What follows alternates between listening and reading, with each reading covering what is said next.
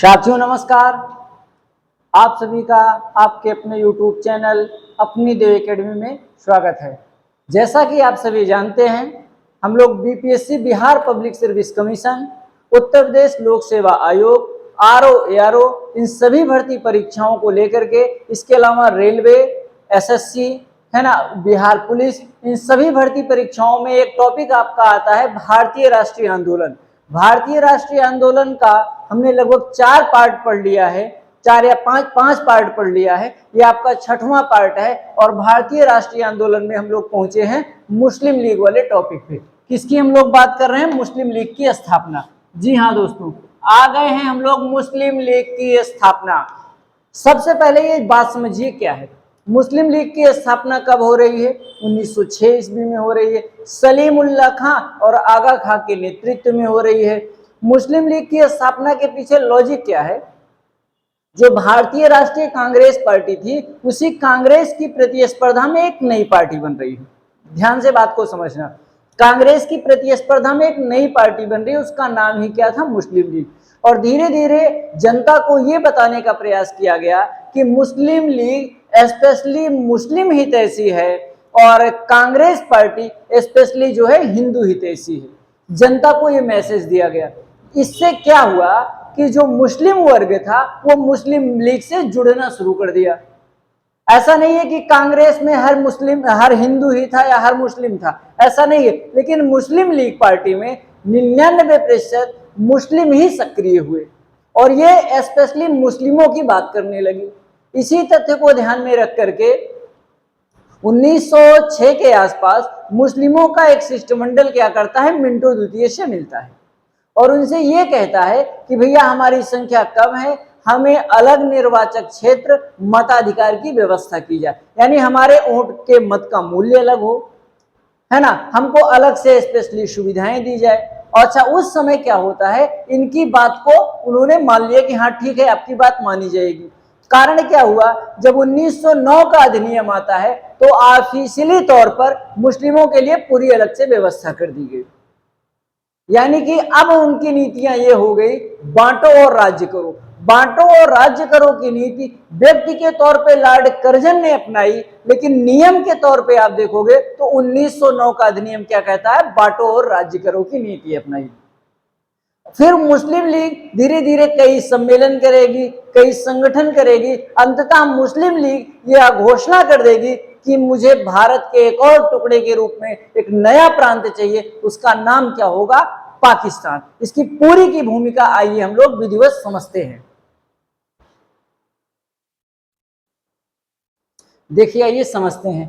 कह रहा है कि 1 अक्टूबर 1906 ईस्वी को, समय क्या है? अक्टूबर में 1 अक्टूबर 1906 ईस्वी को मुस्लिम लीग पार्टी कौन सी बन रही है? मुस्लिम लीग के नेता जिनका नाम क्या है? सलीमुल्लाह खां और आगा खां। आप पहले समझिए, मुस्लिम लीग के नेता आगा खां के नेतृत्व में, आगा खां जो है वो पार्टी का नेता है, उसके नेतृत्व में एक दल तत्कालीन वायसराय लॉर्ड मिंटो से मिलने कहां पहुंचा? शिमला गया। 3-4 प्रश्न बन गए। कब की बात है? 1 अक्टूबर 1906 पे। नेतृत्व कौन कर रहा है? आगा खां के नेतृत्व में एक दल यानी एक शिष्टमंडल तत्कालीन वायसराय मिंटो द्वितीय से मिलने कहां पहुंचा? शिमला। यानी उस समय वायसराय आपका कौन है? मिंटो है। जैसे हम लोग किसी सरकार को, किसी मंत्री को, किसी विधायक को ज्ञापन देते हैं, किसी अधिकारी के खिलाफ धरना करते हैं, तो अंत में अधिकारी क्या कहता है कि भैया आप अपना एक प्रतिनिधि मंडल बना लीजिए, जो आपके बड़े बड़े नेता हैं वो लोग आए अंदर ऑफिस में और अपने विचार को रखें, जो हमें समझ में आएगा हम करेंगे, या फिर आप ज्ञापन तैयार करो, ज्ञापन दे करके धरना खत्म करो। यही तो होता है। ऐसे ये लोग क्या कर रहे हैं? तत्कालीन वायसराय लॉर्ड मिंटो से मिलने कहां पहुंचे? शिमला। कई ये प्रश्न है, कहां मुलाकात हुई? शिमला में। किससे हुई? मिंटो से, आगा खां के नेतृत्व में। लेकिन कह रहा है ये पूरा सिस्टम तैयार किसने किया था, इसकी भूमिका रचा कौन था?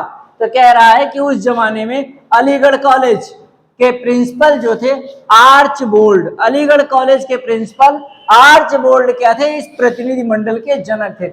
यानी ये अलीगढ़ कॉलेज 1875 ईस्वी में जो बन रहा है, सर सैयद अहमद खां के नेतृत्व में यही कॉलेज 1920 ईस्वी में अलीगढ़ विश्वविद्यालय बनेगा। इसी का जो प्रिंसिपल है आर्चबोल्ड, इसी ने पूरी भूमिका तैयार की थी कि हमें क्या क्या कैसे करना है। अलीगढ़ कॉलेज के बारे में हमने भारत के गवर्नर जनरल और वायसराय वाले टॉपिक में बहुत विधिवत चर्चा की है। फिर मिलेगा 1920 में तो हम फिर चर्चा करेंगे।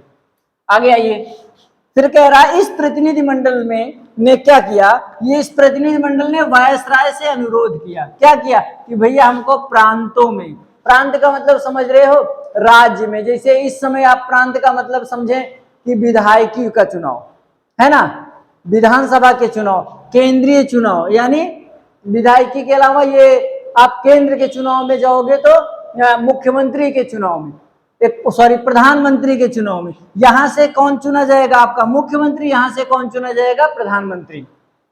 उस समय ये केंद्रीय चुनाव, ये प्रांतीय चुनाव, कह रहा है ये प्रांतीय चुनाव, केंद्रीय चुनाव और स्थानीय निकाय चुनाव। स्थानीय निकायों में आपका प्रधान, बीडीसी, डीडीसी, इन सब के स्थानीय निर्वाचनों में मुसलमानों के लिए पृथक निर्वाचन क्षेत्र की व्यवस्था की जाए, ऐसा इन लोगों ने अपना प्रस्ताव रखा। प्रस्ताव पे होगा क्या, गवर्नर ने कहा ठीक है हमें स्वीकार है। तो प्रस्ताव क्या किया गया था, इसको मान लिया गया। इसको क्या किया गया था, मान लिया गया, प्रस्ताव मान लिया गया। जब भैया प्रस्तावना मान लेगा तो ऑफिशियली घोषणा कब कीजिए, इस प्रस्ताव को जिसको माना गया इसको ऑफिशियल तौर पर क्या करते हैं, 1909 के अधिनियम में जोड़ दिया जाता है। यानी इस प्रस्ताव को कानून कब बनाया गया, आगे देखिए, इस प्रस्ताव को कानून के रूप में 1909 के अधिनियम में मान्यता दे दी गई। इसके बाद आप लिख लोगे कि इस प्रस्ताव को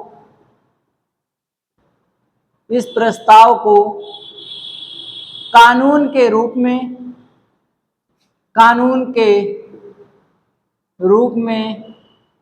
मान्यता 1909 के अधिनियम में दे दी गई। 1909 का अधिनियम क्या है भैया, 1909 के अधिनियम को हम क्या बोलते हैं, मार्ले मिंटो सुधार अधिनियम। यानी आपसे पूछेगा मुसलमानों के लिए पृथक निर्वाचन की व्यवस्था किस अधिनियम में दी गई, उस अधिनियम का क्या नाम है, अधिनियम का क्या नाम है, मार्ले मिंटो सुधार अधिनियम, मार्ले मिंटो सुधार अधिनियम, मार्ले मिंटो सुधार अधिनियम। तो किस अधिनियम में दी गई, मार्ले मिंटो सुधार अधिनियम। मार्ले कौन था, ये भारत सचिव था, उस जमाने में भारत का सचिव कौन था, मिंटो कौन था, भारत का वायसराय था,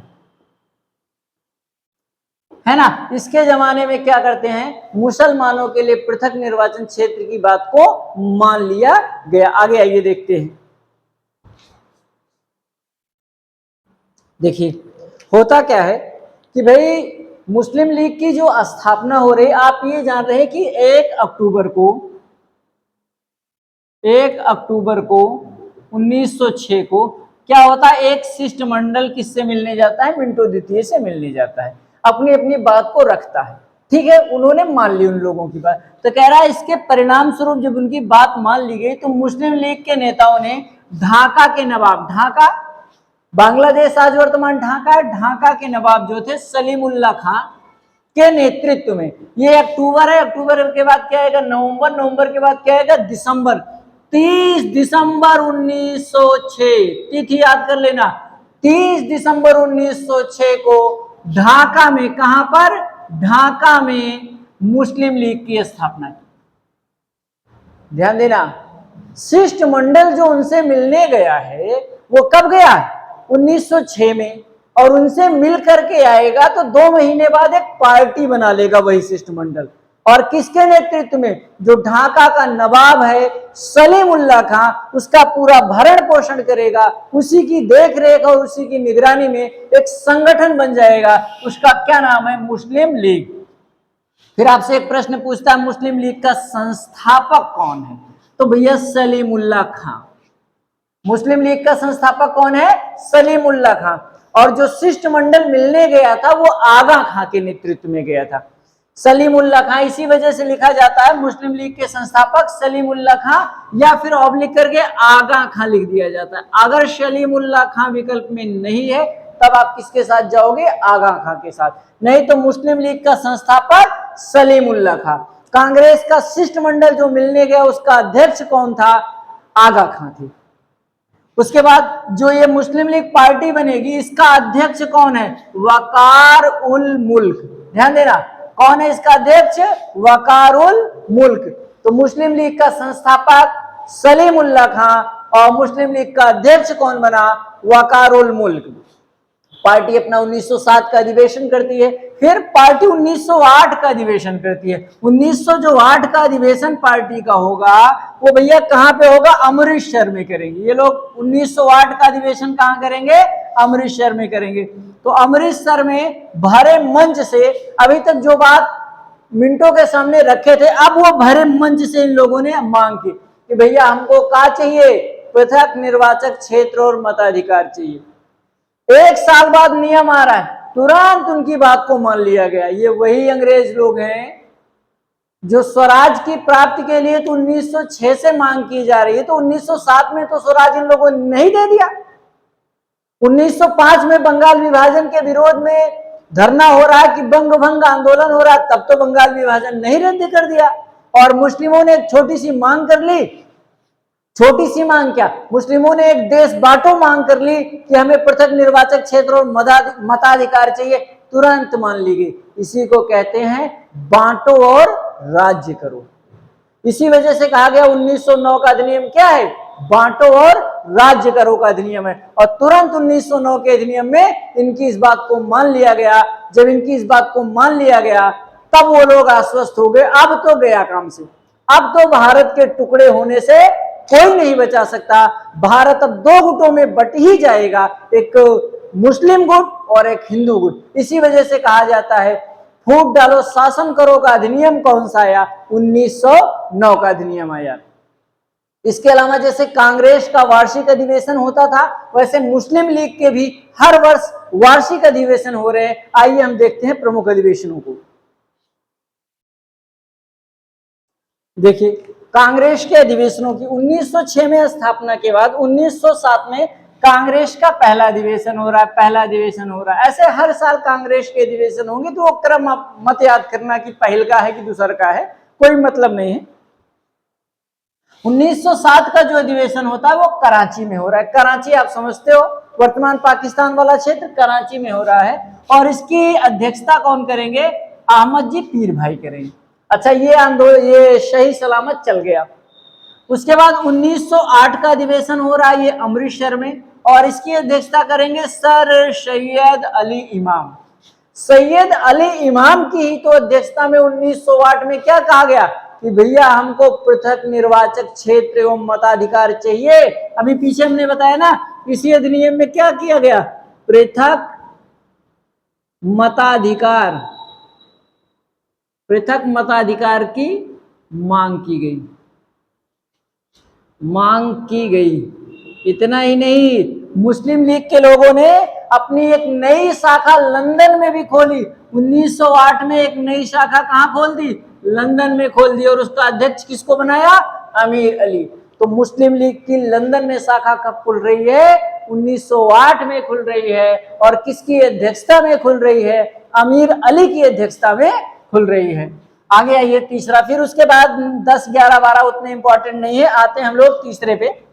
1916 का अधिवेशन होता है लखनऊ में, और मोहम्मद अली जिन्ना, ये वही मोहम्मद अली जिन्ना है। अबे नए नेता है, अभी छोट भैया नेता है, अभी इनके अंदर पंख नहीं जमा है। जिस दिन ये बड़के नेता बन जाएंगे ना, बड़ भैया बन जाएंगे, इनके अंदर पंख जम जाएगा, तब इनको कुछ भी नीति कांग्रेस की अच्छी नहीं लगेगी। इनको क्या चाहिए? सिर्फ पाकिस्तान, पाकिस्तान। हर प्रस्तावना में इनका एक ही मांग रहेगा, पाकिस्तान। अभी छोट भैया नेता है तो ये समर्थन में आ गए। अभी क्योंकि क्या करना है, इनको नाम कमाना, अभी इनको कोई जानता नहीं, अभी तो ये चलतू फिरतू नेता टाइप में। जब इनका नाम बन जाएगा तो 1930 के बाद ये किसी को कंधे पर हाथ ही नहीं रखने देंगे। इनका बिहेवियर ऐसा हो जाएगा कि यही सबसे बड़े नेता है और देश को चलाने की ये सोचेंगे, फिर ये लीड करने को सोचेंगे कि हम ही सब कुछ करें। लखनऊ में हो रहा है मोहम्मद अली जिन्ना बाबू के नेतृत्व में, इसको नाम दिया गया लखनऊ समझौता। अब आपसे पूछेगा लखनऊ समझौता किसके किसके मध्य हो रहा है, तो अभी फिर भी पीछे चर्चा हुई कांग्रेस प्लस मुस्लिम लीग। इतना ही नहीं, ये इसके अलावा क्या कांग्रेस में क्या गरम दल प्लस नरम दल, इसके मध्य भी समझौता। ये पॉइंट मैं चौथी बार बता रहा हूं अपने 8 वीडियो में, समझ लीजिए कितने इंपॉर्टेंट हैं ये। उसके अलावा अगला 1919 का अधिनियम आ रहा है। 1919 का अधिनियम जो अमृतसर में हो रहा है अधिवेशन, जब अमृतसर में हो रहा है तो 1919 के अध्यक्षता करेंगे हकीम अजमल खान। इन्होंने ये बताने का प्रयास किया कि हम लोग बकरीद के अवसर पर जो मुस्लिम समाज गायों के वध की प्रक्रिया को अपनाते हैं, ये बहुत गलत है। किसी भी अवसर पर जानवरों का वध करना अनुचित है, तो बकरीद के अवसर पर गोवध निषिद्ध का प्रस्ताव पारित किया, यानी कि गायों को न मारने का प्रस्ताव 1919 के अधिनियम में और 1919 की अध्यक्षता में हकीम अजमल खां के नेतृत्व में पारित किया गया। अगला देखते हैं हम लोग, आगे देखिए 1930 ईस्वी में एक अधिवेशन होता है, उसका स्थान है इलाहाबाद। इकबाल के समय में इलाहाबाद, ये मोहम्मद इकबाल है ना, ध्यान देना, 1930 में मोहम्मद इकबाल के नेतृत्व में इलाहाबाद में नेतृत्व होता। ये तो भैया हैं तो बड़े अच्छे आदमी है ना, मोहम्मद इकबाल ने देश के आजाद के लिए अपने विचार को रखे, प्रस्ताव को रखा, लेकिन जो जिन्ना अकेले था ना उसको तो समर्थन मिल गया।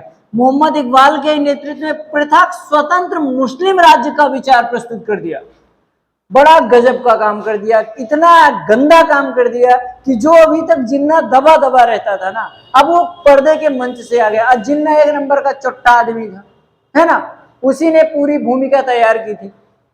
पृथक अब आपसे पूछेगा कि कांग्रेस या मुस्लिम लीग के किस अधिवेशन में पृथक स्वतंत्र मुस्लिम राज्य का विचार प्रस्तुत किया गया था, पृथक स्वतंत्र मुस्लिम राज्य का विचार प्रस्तुत किया गया था, आप तुरंत देखेंगे विकल्प के तौर पे क्या सही होगा, मोहम्मद इकबाल। मोहम्मद इकबाल कैम्ब्रिज विश्वविद्यालय का पढ़ने वाला छात्र, होनहार स्टूडेंट, इसने क्या किया था, इसने बहुत दूरदर्शी सोच अपनाई और वहीं पे प्रस्ताव दे दिया कि 2 राष्ट्र बनेंगे, एक मुस्लिम राज्य होगा और एक हिंदू राज्य होगा। आगे आइए 1940 की बात करें, 1940 का अधिवेशन, वो लाहौर अधिवेशन, द्वितीय विश्व युद्ध की शुरुआत हो रही है, कांग्रेस ने मंत्रिमंडल से त्यागपत्र दिया, तो ये वही मुस्लिम लीग पार्टी है जो किस रूप में मना रही है, मुक्ति दिवस के रूप में 1940 को मना रही है।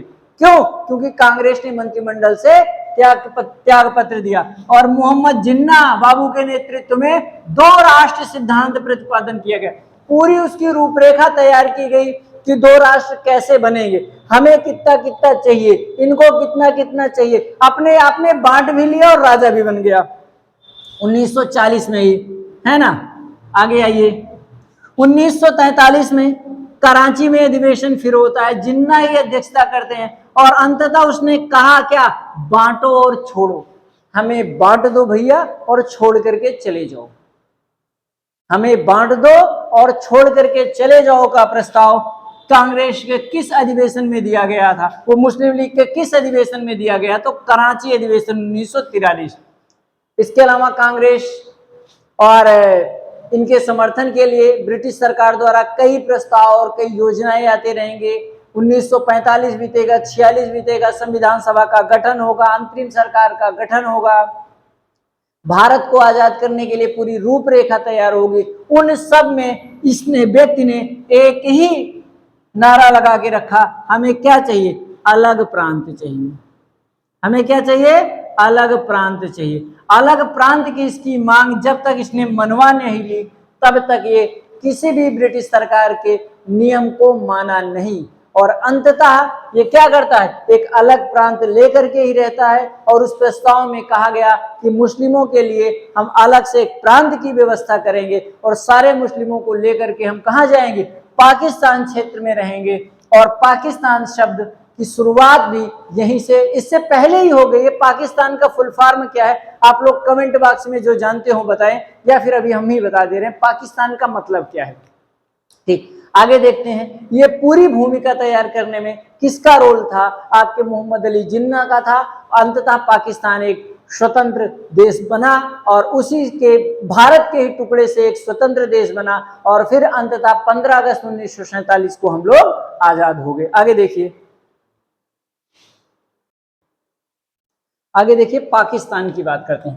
पाकिस्तान की मांग सबसे पहले हुई थी, जो मार्च में अधिवेशन हो रहा है, लाहौर अधिवेशन 1940 ईस्वी का, उसी में सबसे पहले पाकिस्तान की मांग की गई। अध्यक्ष कौन है इसके, मोहम्मद अली जिन्ना है। अच्छा, एक प्रश्न हमारे दिमाग में आ रहा है, जो कांग्रेस पार्टी थी उसके विरोध में तो मुस्लिम लीग स्थापित हुई, कह रहा है किस संगठन ने मुस्लिम लीग पार्टी का विद्रोह किया था। तो एक आंदोलन चला था, अहरार आंदोलन, याद आ रहा है, अहरार आंदोलन, अहरार आंदोलन, अहरार आंदोलन, ध्यान देना, आंदोलन, अहरार आंदोलन का संबंध क्या है, मुस्लिम लीग का विरोध करना, मुस्लिम लीग का विरोध करना।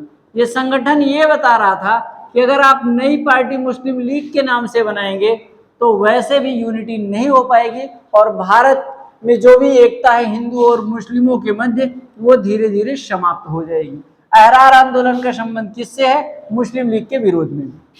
चलिए अपने प्रश्न पे आते हैं।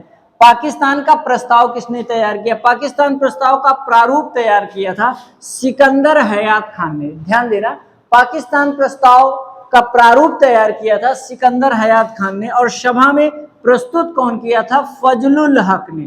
प्रस्तुत कौन किया, फजलुल हक ने इस प्रस्ताव को प्रस्तुत किया। और पाकिस्तान शब्द किसने दिया था, चौधरी रहमत अली, जो 1933 ईस्वी में दिए। कहाँ के स्टूडेंट हैं, कैम्ब्रिज विश्वविद्यालय के ये छात्र हैं, कैम्ब्रिज विश्वविद्यालय के जो छात्र हैं, विश्वविद्यालय के, इन्होंने क्या किया था, इस प्रस्ताव को तैयार किया था। इन्होंने बताया पी मतलब हमको क्या चाहिए, पी बराबर पंजाब, ए बराबर अफगान जलेबी, है ना, के आई से इनको कश्मीर भी चाहिए था, और एस से सिंध क्षेत्र मांग रहे थे, और तान से बलूचिस्तान। इन्होंने कहा इस पूरे यानी पंजाब, अफगानिस्तान, कश्मीर, सिंध और बलूचिस्तान, इन सबको मिलाकर के एक नया देश बनना चाहिए पंजाब, और उसी पंजाब की मांग को लेकर के इन्होंने पूरा प्रोपोगेंडा तैयार किया और पूरी मांग रखी। अंततः कश्मीर को लेकर के आज भी भारत और पाकिस्तान के मध्य विवाद होता है, जो एक राजनीतिक मुद्दा भी है ना। ठीक है दोस्तों, हमने मुस्लिम लीग संगठन को अच्छे से पढ़ लिया है। यदि आपको वीडियो पसंद आ रहा हो तो वीडियो को लाइक जरूर करें, हमारे चैनल अपनी देव एकेडमी को सब्सक्राइब करें, और हर व्यक्ति अपने दोस्तों को, अपने मित्रों को, अपने मित्रियों को एक वीडियो जरूर शेयर करें, यह आपकी नैतिक जिम्मेदारी बनती है। अगर आपको वीडियो पसंद आ रहा हो तो जरूर लाइक करें। ठीक है दोस्तों, आज का वीडियो सिर्फ इतना ही। नमस्कार दोस्तों, जय हिंद, जय भारत।